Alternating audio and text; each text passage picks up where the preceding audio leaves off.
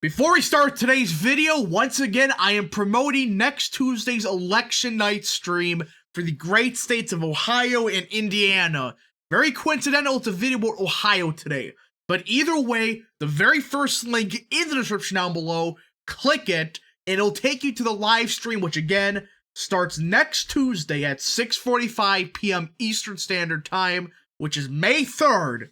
Remember, May 3rd, next Tuesday at 6:45 p.m. Eastern Standard Time, the election night stream for Ohio and Indiana will take place. Again, click the link in the description down below, and of course, click the reminder button to let you know when the stream is starting. Again, share with your friends, all that good stuff, and yeah, let's get right into the video. Americanism, not globalism, will be our credo. Then we can be assured that other nations will not treat America with respect, the respect that we deserve. What is up, people of the internet? It is me, Real American Politics, back in with a new video, and today we're going to be discussing a theory I am developing for the Ohio Senate race, and that theory is we're going to be seeing one of the biggest polling misses this cycle, possibly in years. I mean, this may sound crazy, or me being biased towards J.D. Vance, who is a candidate I support. However, I delve deep into these polls, alright, these polling results, whatever, and they show a clear trend of, they're gonna possibly underestimate J.D. Vance by quite a bit. Now, before we continue with today's video, before I explain what I mean, I hope you enjoy these type of videos. If you do, smash the like button down below, subscribe, share with your friends, hit the little bell, and yes, of course, go follow that mysterious Twitter account in the description down below. We're almost at 2,000 followers, and yeah. So let's get right into it, folks. This is something I've noticed in the polls. Now, everybody's going to ignore the fact that J.D. Vance went from, around 11-12% to 25, 23, 31, 24%. Don't listen to the blueprint polling garbage. This is a flat out fake poll, alright? I looked into it, it's made by a Democrat pollster, it's like, stop it. So either way, you see the polls. Of the last 5 real polls, Vance was at least at 23%. And you notice, he's been slowly inching more and more upwards. Now, there's one poll of the last 5 that had Vance down. The Trafalgar poll. This is going to be out of date within like a day. I think it's tomorrow or Monday. Trafalgar will be releasing their final Ohio Senate poll in the great state of Ohio. This poll was conducted right before the Orange Man made his endorsement. And even so, this poll shows, Vance went from 23%, or he was at 23%. The last poll they did back in February, they had Vance at 14%. So you're noticing a trend here. All of these polls are showing a clear trend. Vance upwards, everybody's kind of stagnating. Now, this is the poll I'm mostly going to be talking about today. Emerson. This is what I consider to be a good pollster. They have Vance up by only 2, even though when you look, back in February, they had Vance in single digits. So even though that people are going to say Vance is only up by 2 points, they're ignoring the fact that Vance was at 8% according to Emerson just 2 months ago. But we're not going to discuss that. We're going to be discussing the workings of this poll and why I believe that a lot of these polls, alright, Emerson, not Fabrizio, they're in an internal poll, so it's like they do show a trend, but I'm not going to, trust their exact numbers. Fox News, Remington, etc. They all have a clear problem. And I gotta talk about it because people are just not discussing it. And when I do mention it, people are just saying, well, you're just a Vance supporter. You're just biased. Yes, everybody has a bias, but numbers do not lie. So before we get into the exact numbers, we gotta look at Emerson itself. And again, 527, we are going to borrow today. And Emerson's a unique poll. I consider them a good poll. And compared to most polls in 2020, they were fairly accurate compared to other ones. Yeah, they had some pretty bad misses.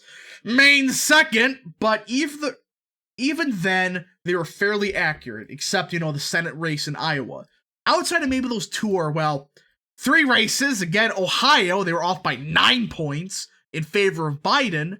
The point is, they tend to be more accurate than most pollsters. They try to be correct, and they generally are.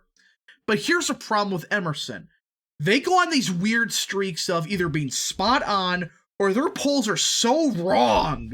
It's like, what the hell are you doing? Like, look at this. They go from, you know, margin error of 1/2, you know, 0.7, basically 4, to missing Ohio by 9. It's like, they go on these streaks of being near perfect, then just crap themselves, and they have a huge miss. But that's not all.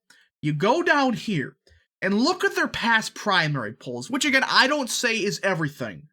But again, outside of these 2 polls, you know, they were within 3 points on, nearly every single one of these polls were off by at least 5 points.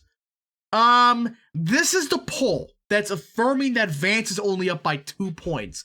I mean, Missouri, they had Biden only at 4.5%, which again, people are saying, oh, well, people endorse Biden, etc., etc.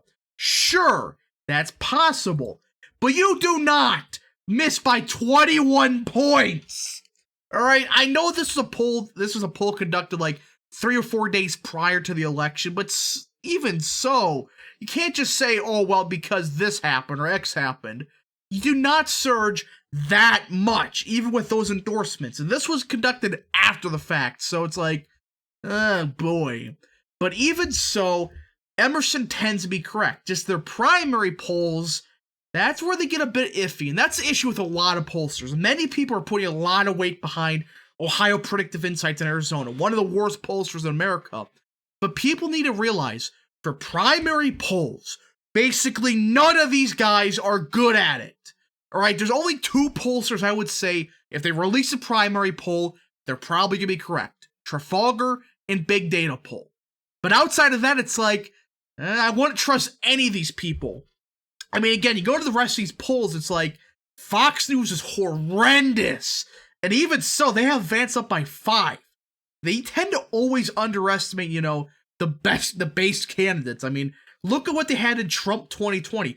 If it wasn't for 2 other pollsters, Fox was the worst pollster in 2020. It's just a fact. Even so, they had Vance up by 5. So this is going to be an issue with polls, right? They're not good at predicting primaries. And this is why.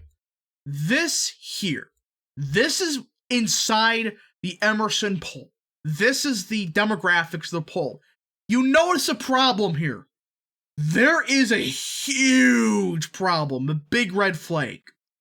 Look at the education. All right, education and age. You notice something odd. Look at the education level. They're claiming only 18.5% of the Republican electorate for this primary will be high school or less. That's it. 18.5. Yet their same poll in Ohio, just, you know, in 2020, they had the general electorate 33.5% high school or less. So somehow the electorate for the Republican primary got more or less working class, less nationalist, less populist, and got more establishment. Really? Again, this could be, you know, a sampling error or something like that, but even so, you do not go from 8, or let's see here, right there, 33.5% of the electorate is high school or less. Basically, your pure working class voter, to just, where is it? Right here, 18.5. That is almost a 16-point, essentially, adjustment just in 2 years. This should be going the other way. They're missing, Emerson is missing a huge swath of working class voters that are going to vote for Vance. That's the problem with this poll. Look at age. 26.5% are, you know, 65 plus. Here, it's 23.5. So somehow the electorate gets younger. Again, they are going to miss working class voters by a huge mile. And based on what I'm seeing, they're missing voters in southeastern Ohio, northeastern Ohio. They're missing that part of the state. The part of the state that Vance is going to cruise in. So this is the issue with a lot of these polls. They are just flat out missing working class Republican voters who are going to vote for Vance, all right? We see this plenty, all right? Trump's endorsement has had an effect. The issue these polls are having is they're only calling, lifetime Republicans, quote unquote Republicans, i.e. the ones that probably voted for Biden in 2020.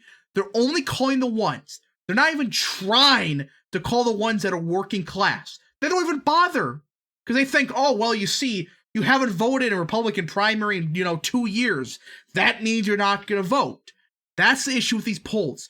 They're only picking up, Republican voters that have been there for decades while missing new Republican voters. And they're going to miss big. And again, the Trafalgar poll is going to come out, I think it's tomorrow. And when it does, if it shows Vance up by 5 or 6, sure, this poll will probably be close to accurate.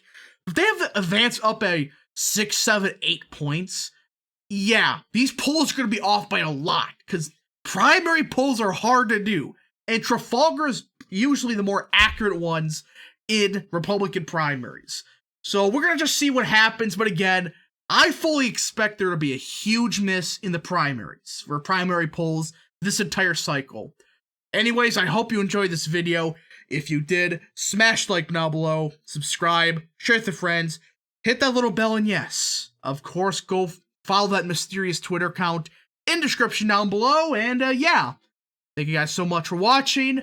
We'll see you guys in the next video. God bless all of you, or Godspeed to all of you. Thank you so much for watching.